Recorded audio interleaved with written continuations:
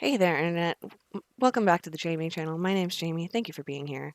We're going to do a quick oxygen not included sandbox. I have not touched a single thing. It's called Planet. Let's do it. That's what we're doing, a planet. Okay, so I've awoken at the target location. Colonization efforts have already hit a hitch.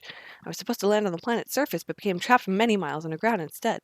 Although the conditions are not ideal, it's imperative that I establish a colony here and begin mounting efforts to escape. All right, see, the thing about that actually is that we're not going to do that establishing a colony thing. Enable sandboxes. Yes, yes, do this for me. Okay. Right, cool.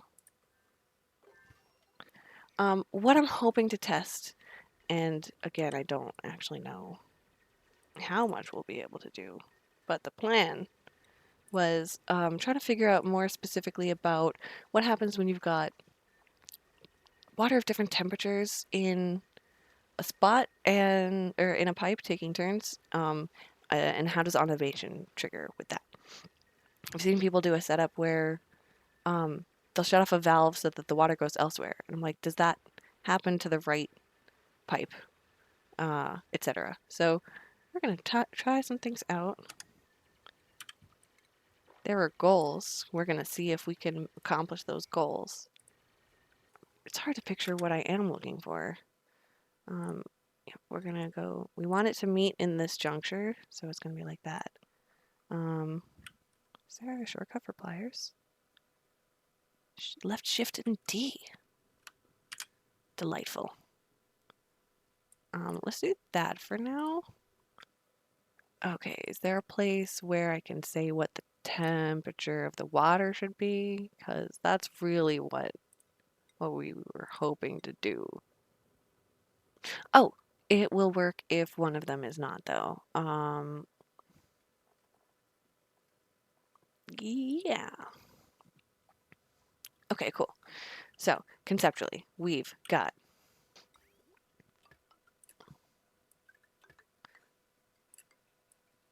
okay. Each of these liquids is going to come down this pipe and they're going to meet in this juncture and take turns going down into this pipe. Let's do an element sensor because I was going to do temperature, but they're the same temperature and it's a different variable now. Okay, so we're going to do that, and then on the other side of that automation, we're going to do this. Turns liquid flow on or off automatically. Yeah, okay, cool, cool.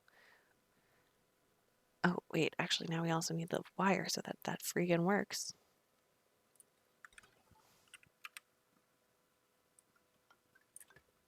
Cool. So now we go from here to here, and from here outside to some other place.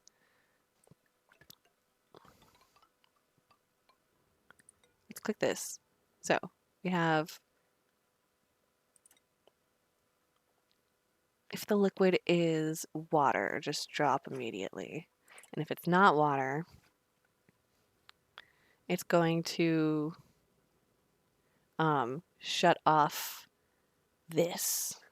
The oil machine and the water machine are both competing for this one pipe, and so they're taking turns. And in our experiment, we are standing in liquids instead of different types instead of liquids of the same, like very different temperatures, which is another setup where you might want to have only hot water go one way and only cold water go another way. You would use a different sensor here. But the goal that we're going to do is if this is water, then enable this valve so that liquid can move through it. I'm pretty sure that I have that right. Where's this automation? Sends a green signal when the water is detected within the pipe. I forgot things that are automated need to be turned on. That would be this, and then we've got this. We're going to use all the good stuff because we can. Okay, now all of these things work, and we're going to try it again. and we're going to observe the liquid moving through the pipes because it will be moving this time.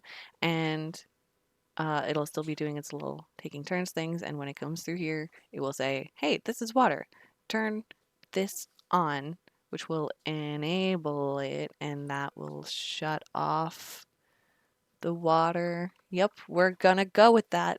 Um, so water will have to be coming out here and only oil will go through here, I think.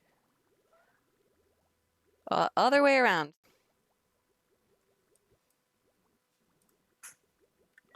So when it gets water, it turns it off um, for the next tick so that when the water ends up in here, it really does go out go through the valve and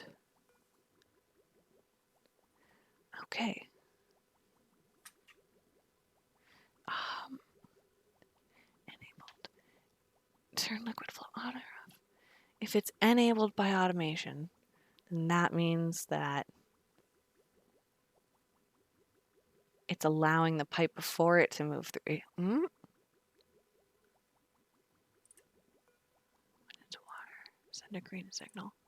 See, I'm like literally watching it and it's still confusing. Lol. Um,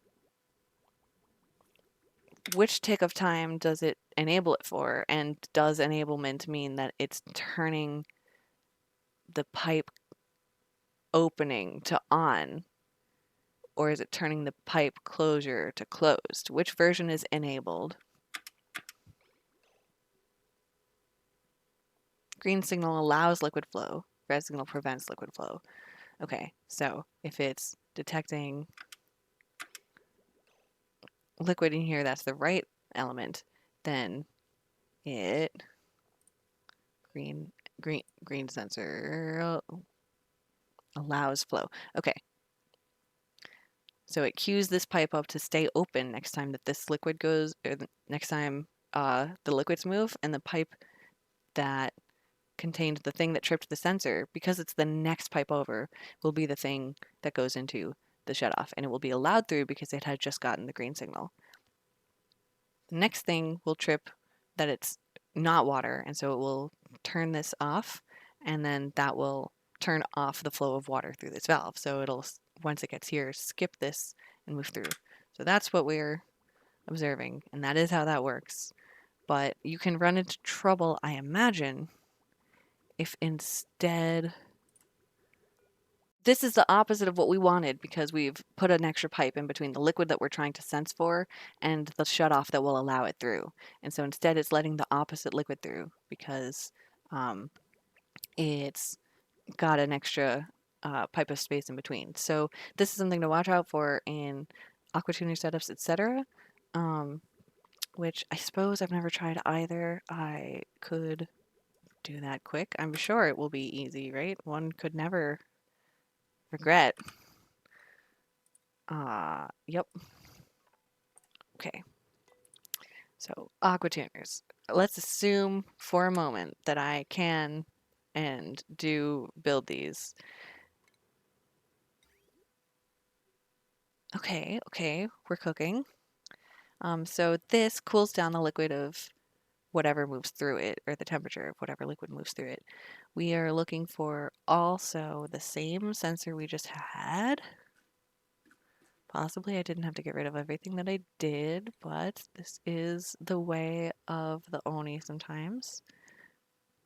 Yeah, it's gotta be the next pipe over. Cool. And the way it's gonna work is that if you are not the liquid we need, you get bumped again. Oh no, I've forgotten to plug in my laptop, so I apologize if the stream bitrate has been a little bit wonky. Okay, so the plan is that some of the liquid will go around and around the loop, and some will be filtered off. And we're going to do the same setup we did a minute ago to have the two different liquids going through.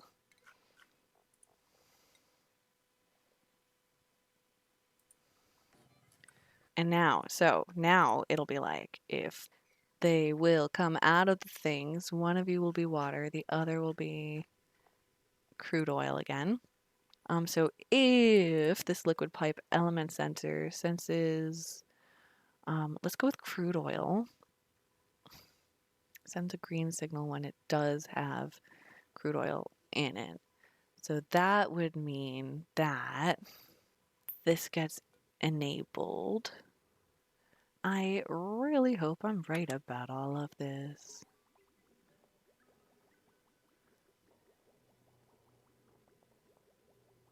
Okay, this does have it so that only when we have a pipe full of crude oil does this turn on, and it only cools the oil down as a result. Oh, this is going to stop up because I did this wrong.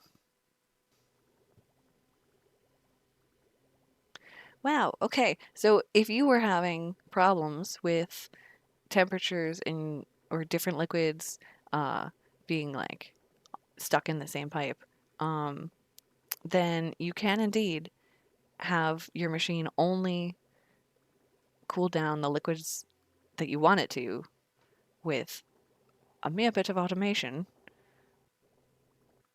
That might be all I wanted to try for now. I've never had a thermo aquatuner set up in my colony before. Oh, it is getting toasty. The point is that this puts the heat.